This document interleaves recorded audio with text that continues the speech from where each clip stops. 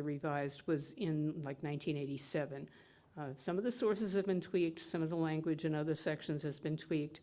The seventh principle was added late in the 1980s, but it hasn't been substantially revised. And after 35 years, the board's feeling was that we're almost a quarter of the way through the 21st century, and why are we still working with language that was developed in the 1980s?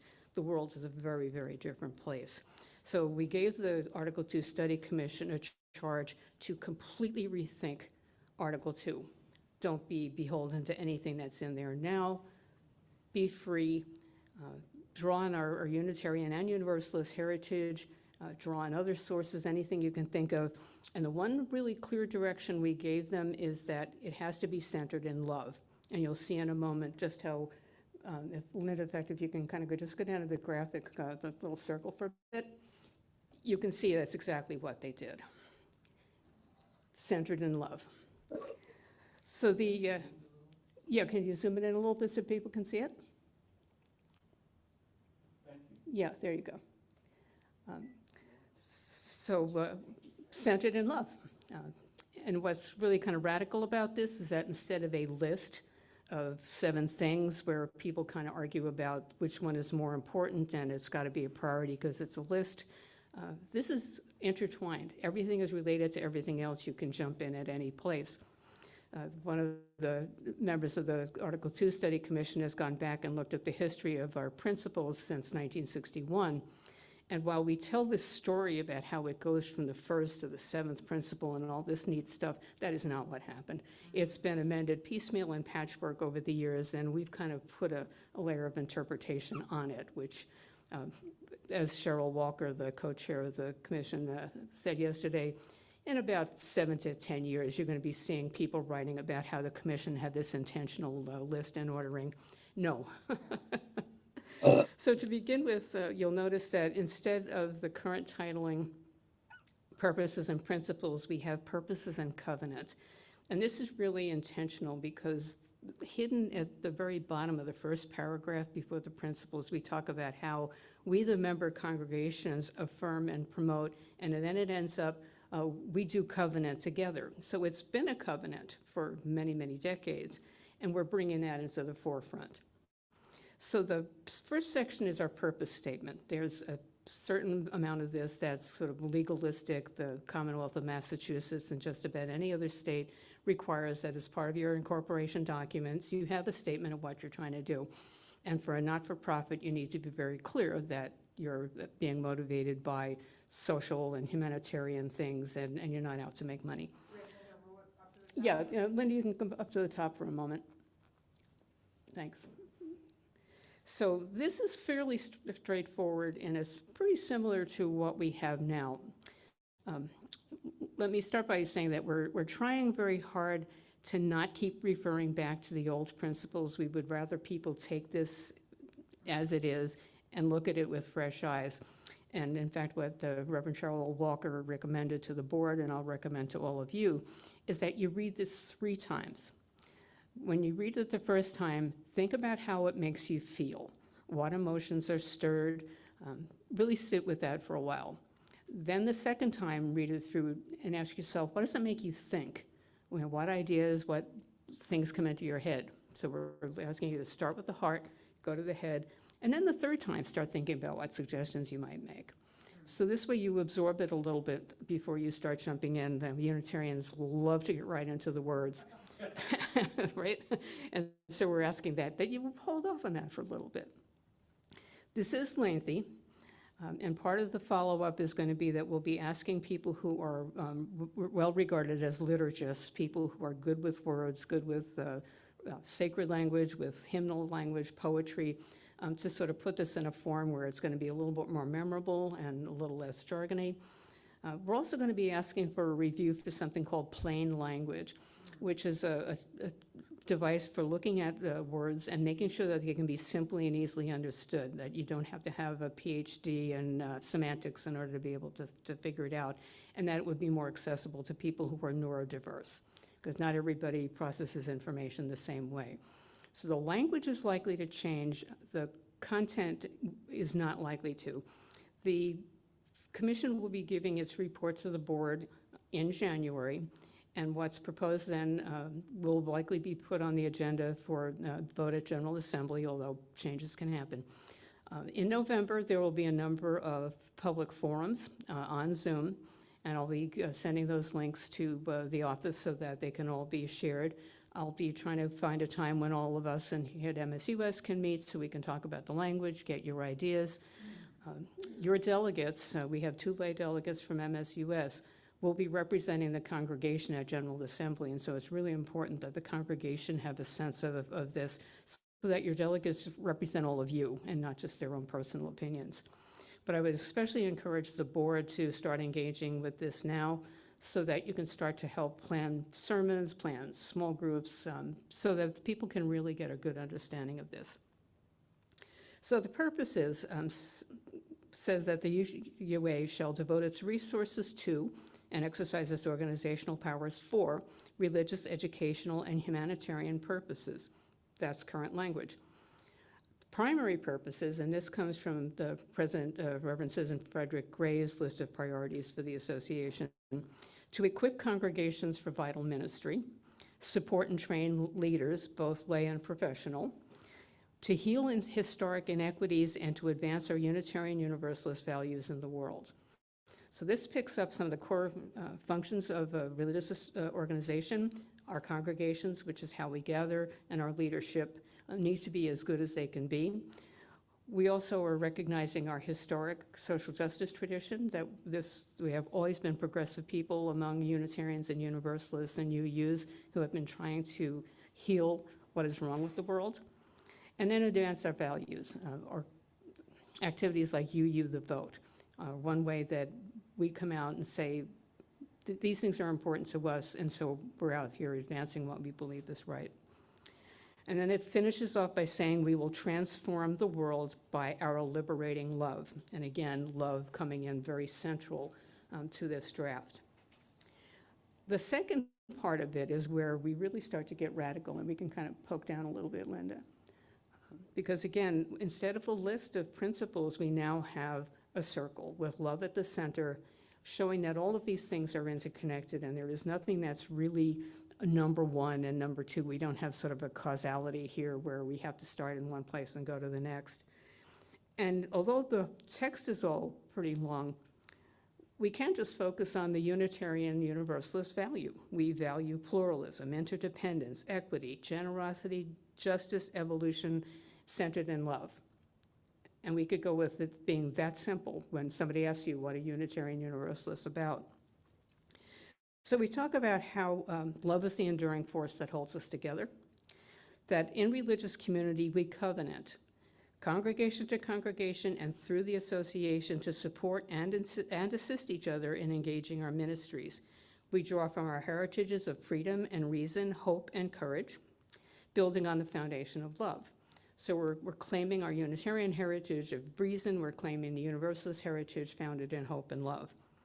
Love inspires and powers the passion with which we embody our values. Inseparable from one another, these shared values are. And then we have our circle. Going on to page 2, the commission is trying to explain a little bit more about what we mean by these things. And we can, again, take these in any, when we're trying to use them for educational purposes or in a religious service, we can use the words. We can use the words in the explanation. So we can talk about justice. We work to be diverse, multicultural, beloved communities where all people thrive. All people thrive, that should sound familiar. We use that here in our language too. And I swear, I did not put that in there. That just showed up. It was like, oh, that's nice. Or we can also take, and here's what I find most powerful about this redraft. We're actually covenanting to do things. Our current language talks about affirming and promoting, which is really passive. That amounts to saying, oh, it'd be a good idea to do these things. Well, now we're actually going to be talking about this is what we do. This is how we live it out. It's not just words on a nice plaque that's going to hang on a wall or sit in the front of the hymnal. We covenant to dismantle racism and all forms of oppression within individuals and our institutions. We are accountable to each other for this work. This picks up the language that Reverend Lawrence is going to be talking about, which is currently in the 8th principle. 8th because it was going to be tacked on to the current 7. But this nails it right here. We're about dismantling racism in ourselves and in our institutions, and we are accountable to one another. Accountability being a key piece, because again, otherwise without accountability, it's just words. Generosity. This is kind of a new one. It's one that the Commission felt was an important reflection of love, gratitude, and hope. Freely share our faith, presence, and resources. Compassionate generosity connects us to one another in relationships of mutuality. You might remember the phrase mutuality comes from Martin Luther King. We are caught in an inescapable web of mutuality, I think is how he put it. Evolution. We adapt to the changing world. The one thing that comes through in a living tradition is that we're constantly changing. We collectively transform and grow spiritually and ethically. Evolution is fundamental to life and to our Unitarian Universalist heritages, and I love this next phrase, never complete and never perfect. We were talking earlier as we were setting up about perfection. No, that we don't need to be perfect, we just need to be good enough. Pluralism, this is a core concept from our Unitarian Universalist heritage. We celebrate that we are all sacred beings, diverse in culture, theology, and experience. This pulls into everything about each one of us and recognizes that not all of us are the same. We are very different from one another. So we covenant to learn from one another and openly explore the depth and breadth of our many wisdoms. We embrace our differences and commonalities with love, curiosity, is that a word that sounds familiar? We hold that as a value here, and respect. Equity. We declare that every person has the right to flourish, another MSUS word, with dignity and worthiness. So that continues that reinforcement of the idea of each and every person having worth and dignity, which, going back to Hosea Ballou, going back to William Ellery Channing, has been a core value in our Unitarian and Universalist traditions. We covenant to use our time, wisdom, attention, and money, amazing, we're going to actually talk about money, to build and sustain a fully inclusive and accessible community of communities.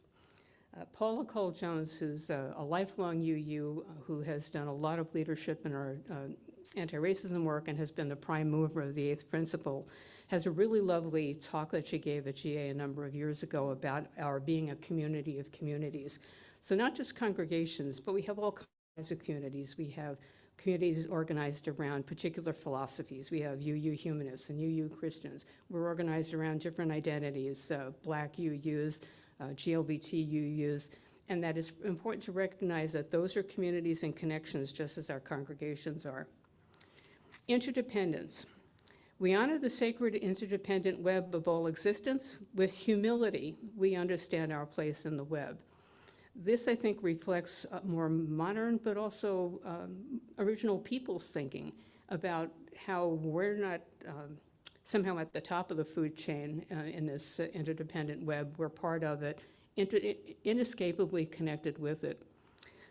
Johnny Azaron of the Wind River Sioux, with whom I've been working in this International Institute for Transformative Collaboration, did a talk at the Mid-America Regional Conference about 5 years ago, where he compared Lakota values with the UU principles. And it was interesting how similar they were, except that they were flipped. In the Lakota tradition, the whole planet Earth is what's important. The community and the individual is recognized as only a part of that whole hierarchy, and that it's important for us to understand our place in that and to care for the planet, because without the planet, we don't have us. Whereas when we think about the UU principles being in some intentional order, the individual comes first. So this represents a different way of looking at the world. We covenant to care for and respect the earth and all beings by fostering relationships of mutuality. We work to repair the bonds we have broken. And this again picks up the notion of needing to heal historic wrongs. So each of these different elements reinforce and interplay with one another, which is part of the beauty of it. And there's a lot of good stuff here that we can spend years, and will spend years working on. So then the next piece on page 3, here's another really radical departure from the current version. Rather than a list of sources, which is almost always going to leave something out, and we're going to keep adding and adding and adding, we decided that for two things. Sources is historic, and it's a way of looking back, and it's important to honor sources and traditions, but we wanted something that was contemporary and forward-looking that could stand the test of at least 15 years. We're not looking at the test of long-term time. And so we're going to propose that the sources be replaced by inspirations. We draw upon and are inspired by the full depth and breadth of sacred understandings as experienced by humanity. So we can pull in a variety of things and understand that, as our current sources tell us, there's lots of different ways we learn from human experience and from human theology and philosophy. Grateful for the religious lineages we inherit. So we're claiming the Judeo-Christian tradition and all of the other things that have come with us for the last 200 plus years. The pluralism, again with pluralism, which enriches our faith, we are called to ever deepen and expand our wisdom. So again, evolution, change, we're continuing to grow. The inclusion clause has not been really changed because that was adopted fairly recently, amended fairly recently. We couldn't think of a good way to change it. Again, the people who are skilled with liturgy, people who are skilled with plain language may well find a way to say this that's not so wordy, that's a little bit less intimidating. But what we're affirming here is that there are traditional barriers to the participation of different kinds of peoples, and that we need to pledge to respect those barriers to replace those barriers with ever-widening circles of solidarity and mutual respect. Some of you may have noticed when you came in that we had kind of a gap in the chairs here. And we did that intentionally because if somebody were to come in who uses a wheelchair, they need a place to be. And last week, the place was more crowded than we expected. It wouldn't have been possible for anybody to get in with a wheelchair. And this was kind of brought home to me because one of the members of the UUA board uses a powered wheelchair. And she's always reminding us that we have to be intentional about access and accessibility. And so it takes a mind thought because otherwise we tend to look around at who's here and well, nobody here is using a wheelchair and so we don't have to think about it. C.B. Beale, a religious educator from Massachusetts, talks about preemptive radical inclusion, which is to set up so that you are already welcoming for the people you want to see, rather than waiting for somebody to show up and realizing that you're not quite set up for them and then they don't feel welcome and you don't see them again. So that inclusion clause goes well beyond kind of the litany of diversity, equity, inclusion, the glad words about affirmative action sorts of things. This is about really taking seriously, being ready for the people who are not like us. And then finally, freedom of belief. This again is current language up to the last sentence. There's been a lot of concern about how freedom of belief has been claimed by some people to give them license to say whatever harmful thing they want to, and to not be responsible or accountable for doing that. And it's created a lot of problem, particularly with our communities of color, our disabled people, our trans people. And so we've added the last sentence that in expressing our beliefs, we do so in the spirit of love in ways that further beloved community. So no, there's not going to be a creedal test. What we will ask is that as people are expressing their beliefs, whether it's theology-based or philosophy-based, you do it in a way that is affirming of love and beloved community. So what will happen from here is that we'll find a time for a small group conversation, or I shouldn't say small group, it can be as big as y'all want. We'll find a way of doing a Zoom thing. The commission has, I think, about 6 public forums scheduled throughout the month of November, and I'll get the links for those into the weekly newsletter so that people can participate. By December, the commission will be cutting off the current round of comments and feedback. They'll be reworking based on the feedback from the liturgists, from the people suggesting plain language, and from everybody else who's weighed in. and they'll be presenting a final report to the board at the board's January meeting. From there, the board will be having additional informational sessions on whatever the commission finally proposes. There will be what we call mini assemblies by May and June, and here's where MSUS has got to have its delegates ready to go. Because at the mini assemblies, in order to propose an amendment to anything that's on the GA floor, it has to go through a mini assembly, and those are limited to delegates. And so by May and June, people can propose any and all amendments they want to.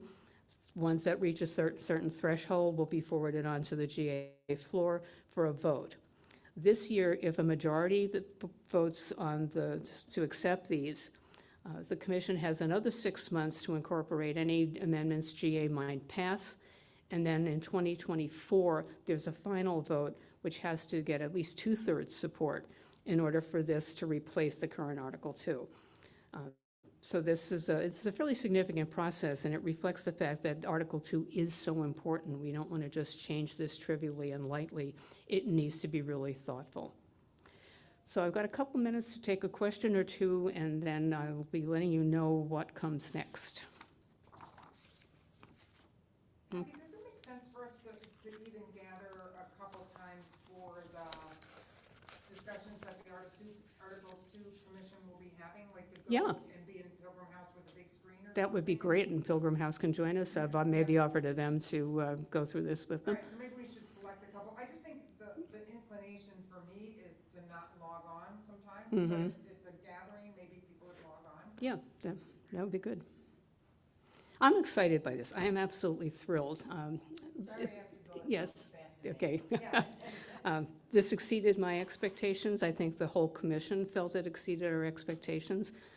One of the things I could say is we have 2 young adults who, when they started, were high school youth. And it was just beautiful to see the way those young women came into a room full of adults. And after the first couple of meetings, and particularly once we got in person, they made themselves heard. Yeah. These are two young women to watch out for. I remember the names Sachi Mamdani and Maya Waller, because I'm sure you will see them in leadership positions in the UUA down the line. They're just amazing. So with that, I will, let me just preface maybe as a setup for Reverend Laura's discussion. The commission really grows out of a proposal to add the 8th principle that goes back to 2017 actually, and the response from the board, because it was another proposal that was creating some problems, was to create an Article 2 study commission. And because of a lot of other chaos going on at the time, we didn't get the commission appointed until a few years ago. The language of the 8th principle is something that over 200 congregations have adopted for themselves. So there's nothing to stop MSUS from adopting that language for ourselves, even if it doesn't end up being added to the current Article 2. So with that, Reverend Laura. Wait, we have a hand online. Thanks, Kathy. I'm super excited about the can't hear language, me. and maybe we can see if we can get, what's her name again? The Mandabi? See if we can get her to come speak maybe one time. She's in college out in Connecticut now. Well, maybe I can sucker her to come on to Zoom and speak, who knows? So I was thinking about both of these pieces that some of you may be familiar with. It's our little rainbow bookmark that has the 7 principles and then the what we believe card. And, you know, kind of considering what Kathy's talking about, that these will look very different, right? In the future, most likely. But even as they are today, the reality is that with this evolving tradition, this tradition that takes in what's happening around us and then absorbs that and works with the language of our faith and what we, you know, propose out in the world, it changes with time. It's evolutionary.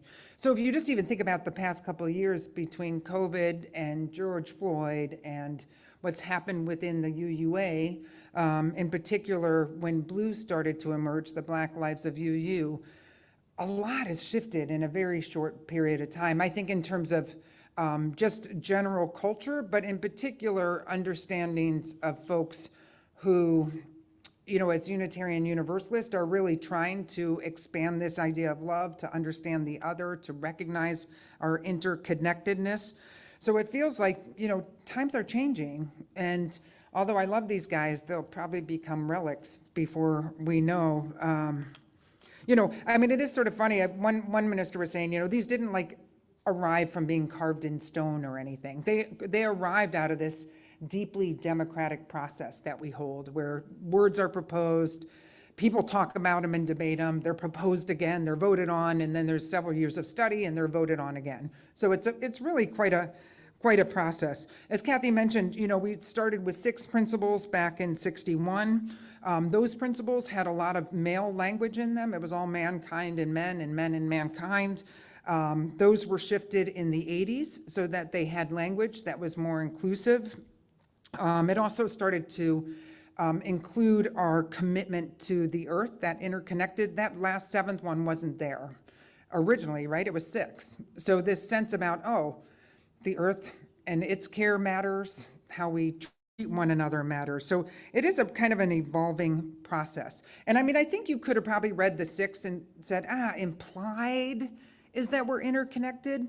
But I think that the reality of implied is not enough, particularly if we want to be a faith that moves into the future, that really wants to embrace multiculturalism, embrace diversity, and be this radically inclusive for all.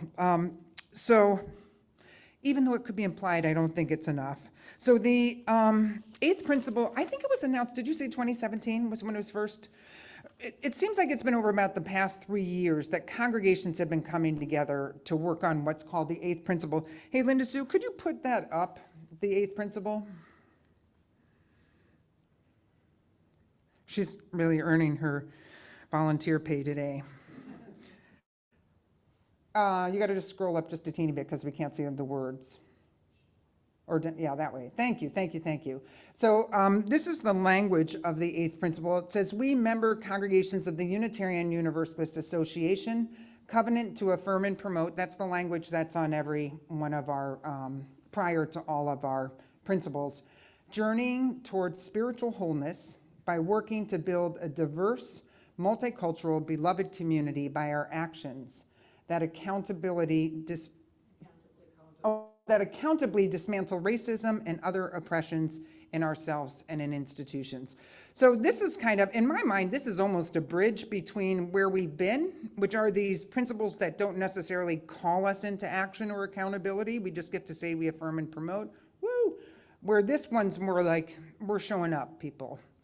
So the language is very different than the other 7. And you may ask, why bother? Because we know we're going here. But I think the truth is that to spend some time on this 8th principle, and for us as a congregation to say, yep, we actually affirm this, we're calling this out, we're putting it on our webpage, we're talking about it as a congregation, creates an accountability within all of us around multiculturalism and racism. And it also demonstrates to people outside who may look at these principles and be like, I don't really see myself if you're a person of color necessarily or some other marginalized identity, that this really speaks in my mind that times are changing. I was going to say that, I actually think our congregation has been talking about this for the last 7 years at least. So it's not a surprise to hear that racism, is not only in the world out there, but it's been in our congregations, it's been throughout our association. And it's just because it's basically like in the water and the air we breathe. It's not a shaming thing that's going on. It's more just a calling out of truth, of recognizing that the history we once knew is not the history that actually was. I heard someone talking about Mark Morrison Reed, which we may want to read one of his books as part of this process. He's an African-American, wrote a couple books on Unitarian Universalism and the Black, both ministry and lay people's experience within our faith. When he went to Meadville Lombard, there were no records of African-Americans or people of color in our history archives, none. And he's not that old. He's probably a little bit older than me. So he has been really committed to this sense of building a historical record, as have both of our seminaries now. So now there's like a deliberate looking back and making sure that we're bringing history in So it's not just whitewashed. So it's a process for all of us. It's like, I think to lean into it will make us all better people, and make our congregations, I think, more welcoming and more real along the way. So I would say in terms of this year, my hope would be that by the annual meeting, we would vote on this, and just say we endorse this. We want to, have this on our web page as something we support. I don't know if you guys remember the annual meeting last year. We actually don't really have a process for prophetic announcements of any type, and I don't know whether this would count as that, because it's kind of more a process that's been asked of us by the Unitarian Universalist Association. But I do think the board will have to discuss what does it mean to have a congregational vote on the eighth principle. My hope is as the year goes on, we'll just dive, a little deeper into this, into UU history, and to continue our journey together around racism in the United States, because it's, as I said, it's what we breathe, it's what we've been fed. And I think I think my sense is when I first started to be a UU, we may have pretended that we were immune to all of this, that because we were good liberal people, we weren't responsible for this, we didn't live in it, we weren't racist. Yes, but we have all, those of us who are here who are white, have all benefited from the system that has existed up until this point. So it's part of it is just taking responsibility and this opportunity now that I think is actually a really exciting time in our country and in our faith to really come forward and examine ourselves. So we actually have Blue, the Black Lives of UU, their executive director is a friend of mine, so we may be able to get Lena in to do some conversation. I'd love to do some reading. I'd love to, perhaps pull up some of these past lectures or speeches or whatever from folks in our tradition, so we can learn together. So it'll be a learning period of time for our congregation. I think that, Kathy, do you think I'm missing anything? Well, other than it's not enough to just adopt the words, pat ourselves on. Oh, yeah, so Kathy said come on up here for a sec. Thank you, Katie. It's so easy to fall into that. So it's not enough to simply adopt the words and pat ourselves on the back. We have to work at this. Yeah. And a lot of it is just even how we do things, beloved traditions where we don't think twice about the fact that we've always done it this way, and it was created by a small group of white people and just live in the suburbs, and it forces us to ask ourselves, how would people of color, how would trans people, how would people with disabilities respond when they come into this space? So it's work. Yeah, and I think back a couple years ago, many of you guys were at the Trans Inclusion series, which was like 6 parts or something. And I feel like that was a good time where like a lot just kind of got opened up and we were like, oh, we aren't the people we want to be. We're learning so much. And so I'm hoping that that's what this can be. And then I think with the accountability is to keep looking within this community in particular, the northern burbs, around how can we become accountable to people who are our neighbors? How can we, build more of a relationship so we aren't just a congregation, that's, I think we've always done good works. We've always given money. We've always given service. But how do we build that deeper relationship with folks in the community here? So I'm excited to see what happens. If you're excited, let me know, because I'd be happy to have you be partnering with me in this. And Lori is chair of our Action and Justice, so that'll kind of figure in. We've got a lot of things figuring in to what the year might look like. Does anybody have questions? Had you guys heard of the eighth principle? So some yes and some no. It's kind of like out there, but it's not. So, and I'll also do some preaching on it too, because I think that that's helpful.